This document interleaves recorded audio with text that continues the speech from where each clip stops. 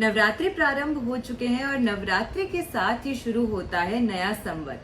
यानी कि चैत्र मास की शुक्ल पक्ष की प्रतिपदा तिथि जब भी आती है तो उससे हिंदू वैदिक पंचांग के अनुसार नव वर्ष जो है, नया साल जो है वो प्रारंभ हो जाता है। और इसी के साथ अब क्योंकि हम नए साल की बात कर रहे हैं तो नए साल जैसे ही शुरू हुआ वैदिक मान्यताओं के अनुसार इसके साथ ही बहुत सारे ग्रहों का गोचर जो है आपको इस साल देखने को मिलेगा। इसीलिए मैंने अपनी वीडियोस में टाइम एंड अगेन बताया है कि 2025 is definitely going to be a very very eventful year. इस साल बड़े बड़े बदलाव जो हैं आपको देखने को मिलने वाले हैं, सिर्फ भारत में ही नहीं बल्कि विश्व स्तर पे। ऐसा इसीलिए है क्योंकि एस्ट्रोलॉजी के अनुसार सबसे धीमी गति से चलने वाले ग्रह यानी कि जुपिटर, देवगुरु बृहस्पति, शनि यानी कि सैटर्न, साथ में राहु केतु, जिन्हें छाया ग्रह और मैलेफिक ग्रहों का एक पद्धति प्राप्त है, लेकिन इसी के साथ ये ग्रह जो हैं ये बहुत ही ज्यादा इम्पोर्टेंट एक भूमिका अदा करते हैं हर व्यक्ति के जीवन में। अब ऐसे में ये महत्वपूर्ण प्लैनेट्स जो हैं इनका गोचर हो रहा है 2025 में संवत के साथ ही, और 29 मार्च को सबसे पहले ही सैटर्न ग्रह जो हैं वो अपना राशि परिवर्तन गोचर कर चुके हैं। और इसका क्या इम्पैक्ट सब राशियों पे रहने वाला है उसकी डिटेल्ड वीडियोस आप मेरे यूट्यूब चैनल पे देख सकते हैं, मैं ऑलरेडी अपलोड कर चुकी हूँ। नेक्स्ट महत्वपूर्ण गोचर होगा राहु और केतु का, और इसी के साथ बृहस्पति का भी गोचर होगा, और अपकमिंग वीडियोस में आप इन सभी ट्रांजिट्स के बारे में जानने वाले हैं। राहु के गोचर का इम्पैक्ट आपके ऊपर कैसे रहने वाला है, हर राशि पे आपकी राशि के अनुसार किस भाव को, आपके जीवन के, आपकी लाइफ के किस एस्पेक्ट को ये ट्रांजिट इम्पैक्ट करने वाला है, इसकी वीडियो भी मैं डाल चुकी हूँ। और क्योंकि राहु और केतु 180 डिग्री के एक्सेस में हमेशा रहते हैं, ये वो ग्रह हैं जो हमेशा रेट्रो चाल चलते हैं और एक ही साथ राशि परिवर्तन करते हैं, क्योंकि ये एक ही दानव के दो हिस्से माने गए हैं शरीर के। तो राहु का हिस्सा सिर का हिस्सा है और केतु का हिस्सा उसका शरीर है, धड़ का हिस्सा है। तो इसी कारण से ये प्लैनेट्स जो हैं ये हमेशा साथ में मूवमेंट करते हैं। अब जब 18 मई को राहु ट्रांजिट करेगा पाइसिस यानी कि मीन राशि से एक्वेरियस यानी कि कुंभ राशि में, उसी के साथ 18 मई को शाम को 7:35 पर केतु ग्रह जो है वो भी ट्रांजिट करेगा कन्या राशि यानी कि वर्गो से सिंह राशि यानी कि लियो में। अब इसका इम्पैक्ट सिर्फ कन्या राशि पे जहां से ट्रांजिट हो रहा है और सिंह राशि पे जहां पे ट्रांजिट हो रहा है सिर्फ उन पर ही नहीं होगा। आपकी इंडिविजुअल कुंडली के हिसाब से आपकी राशि के अनुसार आपके किस भाव में ये राशि आती है, यानी कि सिंह राशि आपकी कुंडली के किस भाव में आती है, उससे ये हम पता करते हैं कि आपके जीवन में इस गोचर का इम्पैक्ट किस तरीके से आपको अपने जीवन में देखने को मिलेगा। आज हम बात कर रहे हैं वीडियो में एरीज के लिए। तो अगर आपकी मेष राशि बनती है तो मेष राशि के लिए ये केतु का ट्रांजिट क्या कुछ लेकर आने वाला है वो तो हम बताएंगे ही, लेकिन सभी के लिए सबसे पहले ये इंपॉर्टेंट है समझना कि केतु का ट्रांजिट इतना महत्वपूर्ण क्यों माना जाता है। केतु एक धीमी गति से चलने वाला छाया ग्रह माना गया है और ये हमेशा रेट्रो मूवमेंट में ही रहता है, यानी कि हमेशा वक्रीय चाल ही चलता है। अब ऐसा ग्रह जो नेचुरली एक मैलेफिक श्रेणी में आता है, यानी कि जिसे पाप ग्रह की श्रेणी में गिना जाता है, वो जब सदैव वक्रीय मूवमेंट करता है तो जाहिर सी बात है कि इसके इम्पैक्ट्स जो है वो व्यक्ति पे बहुत ज्यादा अच्छे या बहुत ज्यादा हम कह सकते हैं एक तरीके से इसके सद इम्पैक्ट्स जो है, यानी कि इसके बेनिफिशियल इम्पैक्ट्स जो है वो रेयरली आपको आपके जीवन में देखने को मिलते हैं, डिपेंडिंग कि केतु की किस ग्रह के साथ युति हो रही है, किस राशि में वो बैठा हुआ है। और स्पेसिफिकली मैलेफिक प्लैनेट्स के लिए राशि से ज्यादा महत्वपूर्ण होता है कि वो किस भाव में बैठे हैं। केतु क्योंकि नेचुरली एक मैलेफिक प्लैनेट है तो माना जाता है एस्ट्रोलॉजी के अनुसार कि कोई भी मैलेफिक प्लैनेट 3, 6, 11 यानी कि त्रिशढ़ाई भावों में अच्छा रिजल्ट देते हैं, क्योंकि ये आपके लिए मेहनत के भाव हैं, या आपके लिए मेहनत से कमाने वाले धन के भाव हैं, या आपके लिए परिश्रम, पराक्रम और आपके शत्रुओं पर विजय पाने के भाव हैं। तो ऐसे में यहाँ पे नेचुरली मैलेफिक प्लैनेट्स जो होते हैं वो अच्छा रिजल्ट देते हैं। लेकिन अगर इसके विपरीत ये गोचर जो है वो आपकी कुंडली के किसी अन्य भाव में हो रहा है तो उसका इम्पैक्ट आपके ऊपर कैसा पड़ने वाला है ये जानना बहुत बहुत ज्यादा जरूरी हो जाता है। केतु एक ऐसा ग्रह है, जैसे कि मैंने स्टार्टिंग में ही बताया, कि उसके सिर्फ बॉडी का हिस्सा है, उसके सिर का हिस्सा नहीं है। सिर का हिस्सा ना होने की वजह से ये एक ऐसा ग्रह है जो इंद्रियों से परे है, यानी कि इंद्रियों से महसूस करने वाले सुख से परे माना जाता है ये ग्रह।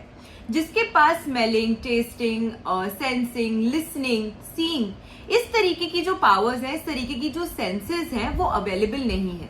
तो ऐसे में केतु से प्रभावित व्यक्ति की इंटरनल सेंसेस, सिक्स्थ सेंसेस बहुत बहुत ज्यादा मजबूत होती हैं, यानी कि ऐसे लोग बहुत ज्यादा इंट्यूटिव होते हैं। तो केतु से और शुभ केतु से प्रभावित व्यक्ति जो होता है वो हमेशा फार साइटेडनेस रखता है अपने जीवन में, और इसी के साथ उसकी इंट्यूशन पावर बहुत अच्छी होती है। ये वो चीजें देखता है और समझता है, और अपने जीवन की जो भी महत्वपूर्ण डिसीजंस है ये ऐसी चीजों पे बेस करता है जो आम इंसान देख या समझ नहीं पाता बहुत जल्दी से, क्योंकि इसकी परखने की पावर, किसी भी चीज को सेंस करने की और इंट्यूटिवली अपने आप को, अपने रास्तों को गाइड करने की जो क्षमता है केतु के पास, वो बहुत ही ज्यादा अलग मानी गई है। लेकिन इसी के साथ ही हम भूल नहीं सकते हैं कि एक नेचुरली मैलेफिक प्लैनेट की श्रेणी में आता है, इसीलिए कभी भी मैलेफिक प्लैनेट्स का जो प्रभाव होता है वो बहुत बहुत ज्यादा, और स्पेसिफिकली गोचर के दौरान इनका जो प्रभाव होता है वो एकदम से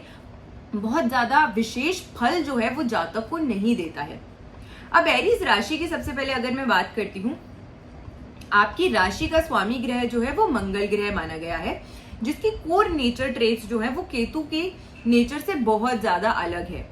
केतु को पसंद है अध्यात्म, केतु को पसंद है लोनलीनेस, केतु को पसंद है अकेलापन, जहां पे बैठ के वो रिसर्च कर सके, गहन अध्ययन कर सके, इस तरीके की चीजें केतु पसंद करता है। लेकिन मंगल की अग्रेसिव नेचर होती है, और क्योंकि एरीज राशि की जब हम बात करते हैं तो काल पुरुष की राशि चक्र की सबसे पहली राशि ये होती है, तो नेचुरली देखा गया है कि एरीज से जो व्यक्ति प्रभावित होता है अपने जीवन में, या जिनका जोडियाक साइन एरीज होता है, वो थोड़े से अपने जीवन में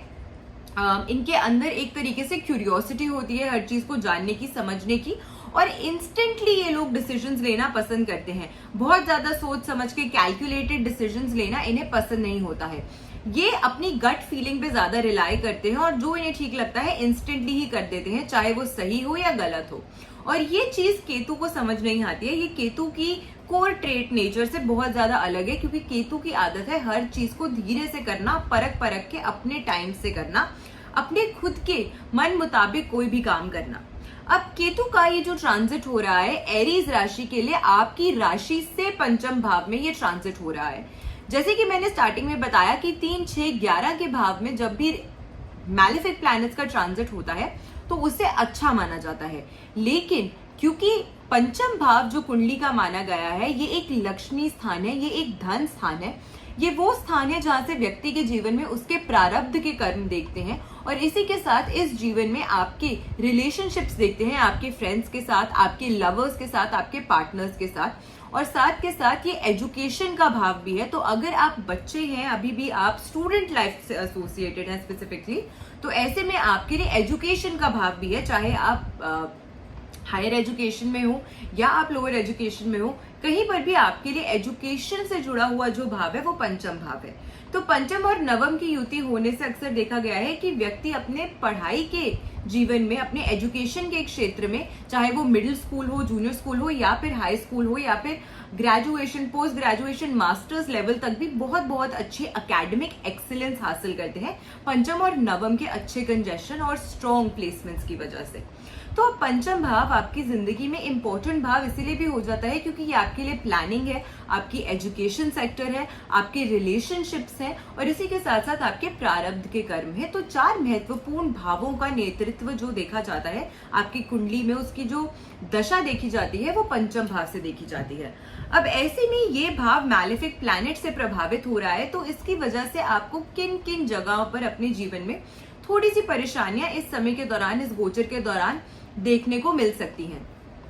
सबसे पहले एजुकेशन के सेक्टर से अगर आप जुड़े हुए हैं, आप स्टूडेंट लाइफ से एसोसिएटेड है अभी भी, तो केतु की प्लेसमेंट एक्चुअली आपके लिए यहाँ पे बहुत अच्छी है क्योंकि ये आपको रिसर्च ओरिएंटेड बनाएगा। स्टार्टिंग में ही मैंने आपको बताया कि केतु एक ऐसा प्लैनेट है जो इंट्यूटिव है, एनालिटिकल है, और बहुत बहुत ज्यादा रिसर्च करने में, इन डेप्थ में हर चीज को जानने की इसकी जो उत्सुकता और इच्छा है वो हमेशा देखी गई है। तो ऐसे में वहां पर प्लेसमेंट जो है केतु की, ये स्टूडेंट्स के लिए बहुत अच्छी है। स्पेसिफिकली अगर आप किसी भी ऐसी फील्ड में है जो साइंस से रिलेटेड है, या फिर कोई भी ऐसी फील्ड है जहां पे आपको बहुत ज्यादा रिसर्च बेस्ड काम करना पड़ता है। तो again this placement for you specifically as a student is very good. ये आपको बहुत अच्छा आगे आपके अंदर बहुत ज्यादा जिज्ञासा जो है वो जगाने वाला है। आप नई नई चीजें सीखने के प्रति इस समय के दौरान ज्यादा उत्सुक रहने वाले हैं। आप जानना चाहेंगे कि आपके लिए कि आप जो पढ़ाई कर रहे हैं इसके और क्या एस्पेक्ट्स हैं, इसमें और हम क्या सीख सकते हैं, क्या नया डेवलप कर सकते हैं। तो इस तरीके की आपकी उत्सुकता जो है वो आपको अच्छी बढ़ती हुई नजर आएगी। लेकिन अगर मैं आपकी फ्रेंडशिप्स की बात करूं, अगर मैं आपकी रिलेशनशिप्स की बात करूं, तो उस लिहाज से केतु की यहाँ पे जो प्लेसमेंट है वो बहुत अच्छी नहीं है। दो चीजें हैं। केतु एक ऐसा ग्रह है जो अक्सर देखा गया है कि अगर मैलिफिकली किसी व्यक्ति की कुंडली को प्रभावित कर रहा होता है तो ऐसा व्यक्ति अपने जीवन में थोड़ी सी शकी नेचर का या पॉजिटिव नेचर का टुवर्ड्स देयर पार्टनर हो सकता है। बिकॉज ऑफ दिस प्लेसमेंट ये पॉसिबल है कि आप शायद अपने पार्टनर पे उतना ज्यादा बिलीव ना करें, उतना ज्यादा उनकी बातों को आप समझे ना। आपके साथ, आपके पार्टनर के साथ मतभेद जो है वो शुरू हो सकते हैं ड्यू टू मिसकम्युनिकेशन या लैक ऑफ कम्युनिकेशन। इस वजह से हो सकता है कि कहीं ना कहीं आपके पार्टनर के साथ जो वैचारिक मतभेद है इस ट्रांजिट के दौरान वो आपको देखने को मिलेंगे, जिसकी वजह से आपकी रिलेशनशिप्स में कहीं ना कहीं परेशानी आ सकती है। फ्रेंडशिप्स की भी मैं अगर बात करूं तो सिमिलरली वहां पर भी उस एस्पेक्ट में आपको थोड़ी सी इस तरीके की दिक्कत देखने को मिल सकती है। या तो आप कंप्लीटली किसी व्यक्ति को ट्रस्ट नहीं करेंगे जिसकी वजह से आपका जो रिलेशनशिप है वो परेशानी में आ सकता है, या फिर ऑल्टरनेटिवली ये भी पॉसिबल है अगर वो सामने वाला व्यक्ति भी एक मैलेफिक केतु से प्रभावित हो रहा है आप ही की तरह, तो ऐसे में ये भी पॉसिबल है कि वो व्यक्ति भी आपको कहीं ना कहीं धोखा दे सकता है, चाहे वो आपकी फ्रेंडशिप में हो, रिलेशनशिप में हो। तो इस वजह से ये प्लेसमेंट जो है केतु की आपकी पर्सनल लाइफ के हिसाब से बहुत ज्यादा अच्छी या बहुत ज्यादा बेनिफिशियल जो है वो नजर नहीं आती है। अब प्लेसमेंट है, ग्रह तो मूव करेंगे ही, ग्रहों का गोचर तो होगा ही, क्योंकि ग्रहों की नेचुरल नेचर है ट्रांजिट करना, उनकी नेचुरल नेचर है, क्योंकि ये यूनिवर्स में, ये ब्रह्मांड में, सोलर सिस्टम में हमेशा ही मूवमेंट करते रहते हैं। तो अब 1.5 साल बाद, जब 18 महीने बाद एग्जैक्टली जब ट्रांजिट होता है एक राशि से दूसरी राशि में राहु और केतु का, तो इसका इम्पैक्ट जो है वो हर व्यक्ति पे देखने को मिलता है, डिपेंडिंग कि आपकी कुंडली में इसका गोचर किस स्थान पर हो रहा है और आपकी इंडिविजुअल हॉरोस्कोप में ये ग्रह जो है वो कितना ज्यादा मजबूत है या कितना ज्यादा कमजोर है। उसके बेसिस पर ये पता लगता है कि इस ट्रांजिट का इम्पैक्ट आपके ऊपर अगर बुरा पड़ रहा है तो किस लेवल का बुरा पड़ेगा।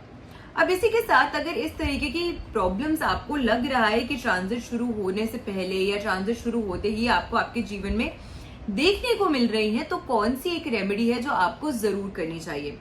मंगलवार यानी कि ट्यूसडे के दिन आपको ये रेमेडी करनी है। आपको गणेश मंदिर जाना है और गणेश मंदिर में लाल रंग की जो दाल होती है वो दाल आपको दान करनी है। अब ये रेमेडी आपको कम से कम 11 मंगलवार कंटिन्यूसली करनी चाहिए। इस रेमेडी को अगर आप करते हैं, 1.25 किलो दाल अगर आप दान करते हैं, तो आपके केतु ग्रह की जो एनर्जीज हैं वो अच्छी होती है।